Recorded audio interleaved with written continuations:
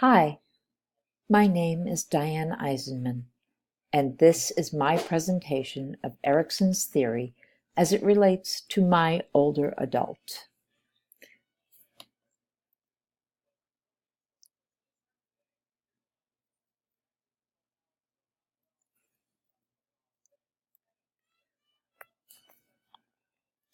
I have chosen Erikson's seventh stage of psychosocial development, where the task is defined as generativity versus stagnation. This stage is associated with later adulthood, defined by Erikson as ages 40 through 65. According to Erikson, my older adult is in stage 8, as she is 66, integrity versus despair. However, my older adult is on the cusp between the two stages and is moving slowly towards stage 8. The tasks to be completed in stage 7 involve parenthood, work, and community. Criteria for a successful resolution of this stage are career satisfaction, the launching of children on their own, and participation in the community, which includes school, church, and volunteer activities. Amanda has been employed in the financial services community for over 10 years. Based on her overall performance, she has been consistently rewarded with promotions and salary increases. She considers her job secure and is content with her achievements. Each promotion presented new challenges for her as she had to acquire new skills and continue to apply the knowledge and expertise she had gained in previous positions in order to succeed. Financial security has come along with Amanda's hard work and dedication to her employer. She enjoys a substantial income, has made wise investments resulting in a well-rounded stock portfolio and an ample retirement account. Parenthood and the launching of children into their own life is one of the tasks in stage 7. Amanda has remained childless by choice, so this is not a task that has been completed. However, according to research by Hansen, Slagsvold, and Malm, the decision to remain childless has no statistical impact on overall well-being in later adulthood. Amanda is involved with nieces and nephews, as well as disadvantaged youth, and considers this part of her life enriching. Although not experienced by my older adult, I believe it is important to note that many people in this stage experience empty nest syndrome, which can negatively impact their life and spousal relationship.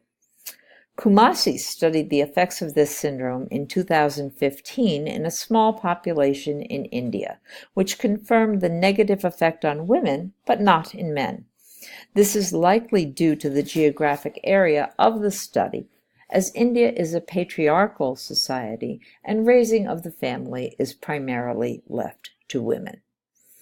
Volunteering is also an important part of stage 7. Amanda serves her community in a number of different ways. She is a mentor for disadvantaged youth, teaching them the basics of finance, such as setting up a checking account, making a budget, and managing savings accounts. According to Johnson, Martinovich, and Price, therapeutic mentoring of youth has a positive impact on their lives. As an active member of her church community, Amanda helps with feeding the homeless, leads an adult Bible study group, and has recently become a member of the vestry. She is also able to use her position in the financial services community to raise money for a local reading program which purchases books for grade school children. Additionally, she takes her time to go to local elementary schools and is a guest reader in the classroom. Amanda has faced many challenges in her lifetime. Her largest single challenge and success was overcoming substance abuse. According to her, the problem began slowly in her late 20s and escalated until she became a functional alcoholic, being able to perform the functions of her job, but unable to manage her private life. She hit rock bottom when she was arrested for driving under the influence, the event which led to her first admission to a rehabilitation facility.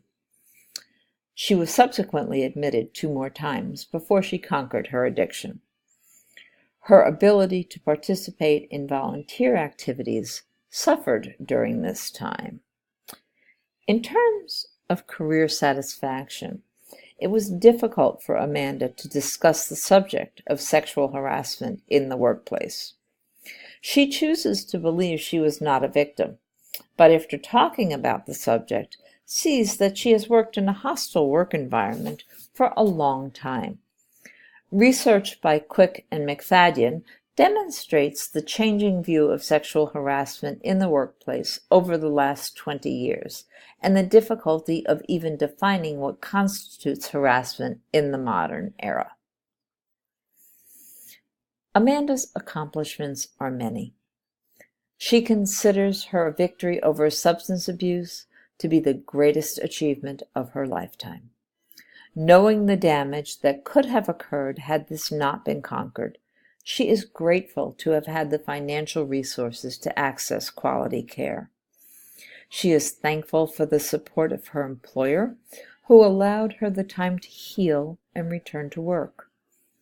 Amanda was also able to return to her community service activities and added an additional one dedicated to the prevention of substance abuse among the adolescent population. Amanda has successfully resolved the psychosocial crises as set forth by Erikson. She is invested in her career, involved with her family and friends, and volunteers in the community. She is fortunate that she has yet to experience any serious health crises, but recognizes that she may suffer physical effects from her prior substance abuse in the future. There is a history of substance abuse in her family, and she is proud to say she has remained sober for more than 8 years. At the moment, she has no plans to retire, but is speaking about the possibility of reducing her working hours to devote more time to her volunteer activities. Research conducted by Taylor, Pilkington, Feist, Del Grande, and Hugo confirm that many people contemplating retirement often choose to reduce their work hours rather than retire completely. Diversity has always been an issue in Amanda's life. According to a recent article in the New York Times, living in an area of great diversity makes people feel comfortable using stereotypes and expressing biases. I do not think this is the outcome we expected when becoming a diverse society was first encouraged.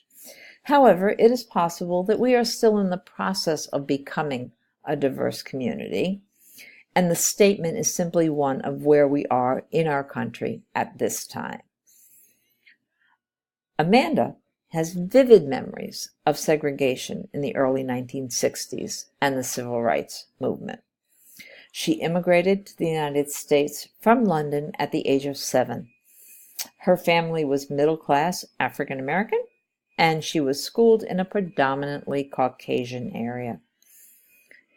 In London, segregation was not an issue, but in the United States, she felt like an outsider due to race, socioeconomic status, and language.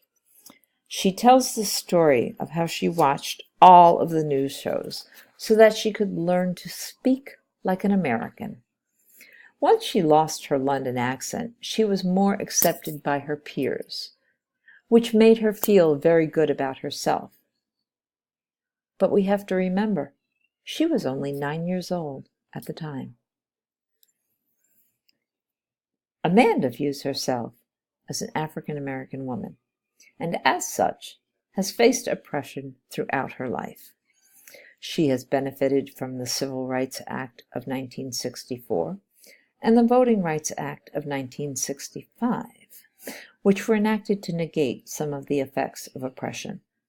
She believes she was positively impacted by the affirmative action program, which provided opportunity that might not have come about without it. Amanda was fortunate to have the support of her family as she traversed the course of her life. However, her family was not always encouraging of her aspirations, having been victims of racial discrimination themselves. Another factor that hindered her success was her decision to relocate from the more liberal North to the more conservative South. Viewing Amanda's life through the lens of Kohlberg's theory of moral development, she fluctuates between stages 5 and 6. Kohlberg's theory has 3 levels and 6 stages covering the lifespan. The stages in level 1 revolve around punishment and obedience for the purpose of achieving a reward. Level 2 is more conventional reasoning, where a person will structure their behavior to please others and also develop a strong affinity for law and order. The post-conventional reasoning in level 3 is where a person develops respect for individual rights while respecting the democracy of law. There is a sense of morality and conscience when assessing both behavior and social convention and law. A person in level 3 has accepted the concept of law as necessary to maintain social order, but is also willing to question those laws that go against their own moral internal beliefs.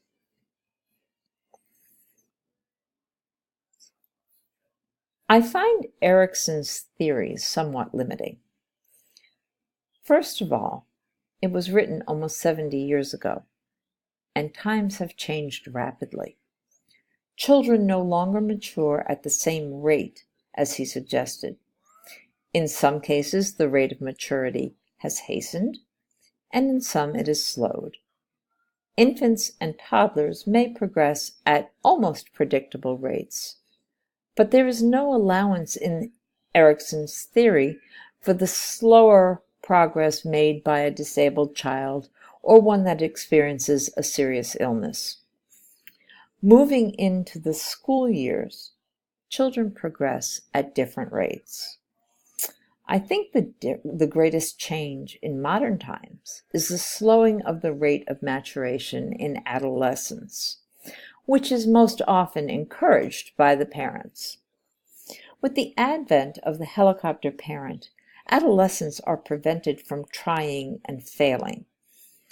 Failure is necessary for personal growth, and that is necessary to form an identity.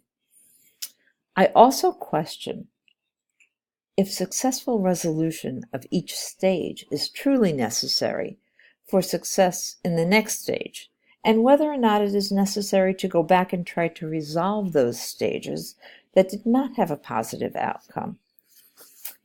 Erikson also did not take into account social forces and expectations on individuals. Another question to ask is the relevance of the theory to various cultures and how it could be adapted to take into account other cultural norms.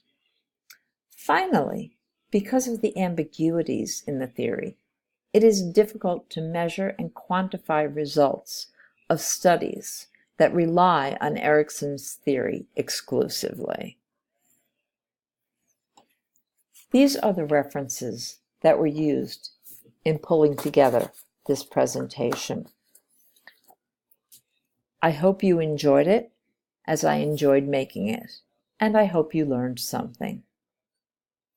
Thank you for your attention.